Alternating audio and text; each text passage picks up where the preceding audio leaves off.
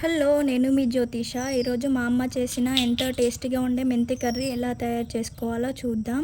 Video end వరకు చూడండి. చాలా సింపుల్ రెసిపీ. కర్రీ తొందరగా అయిపోతుంది, టేస్ట్ చాలా బాగుంటుంది, హెల్త్కి కూడా చాలా మంచిది. నా ఛానల్ని ఫస్ట్ టైం చూస్తున్నట్టయితే సబ్స్క్రైబ్ కూడా చేసుకోండి. కావాల్సిన ఇంగ్రీడియంట్స్ 3 వెల్లుల్లిపాయలు, 4 పచ్చిమిర్చీలు, ఆనియన్, 2 టమాటాలు. ఒక కడాయి తీసుకొని దాంట్లో కొంచెం ఆయిల్ వేసుకోవాలి.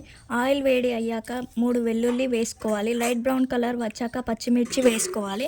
మిర్చి కొంచెం వేగాక ఆనియన్ వేసుకొని వేపుకోవాలి. ఆనియన్ వేగాక ఆయిల్లోనే పసుపు వేసుకొని కలుపుకోవాలి. తర్వాత ముందుగా వాష్ చేసి పెట్టుకున్న మెంతి వేసుకొని ఒక 2 నిమిషాల పాటు కలుపుకోవాలి.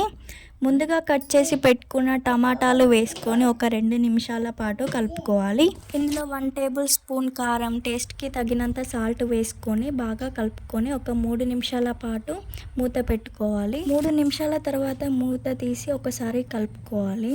మా పుల్లుని చూడండి ఎలా నవ్వుతున్నాడో. అమ్మ ఎత్తుకొని కర్రీ కలుపుతుంది. అయితే లో ఫ్లేమ్లో పెట్టి 3 నిమిషాల పాటు ఫ్రై చేసుకొని స్టవ్ ఆఫ్ చేస్తే అంతేనండి కర్రీ. చూసారా ఎంత ఈజీగా అయిపోయిందో. టేస్ట్ కూడా చాలా బాగుంటుంది. మీరు కూడా ట్రై చేయండి.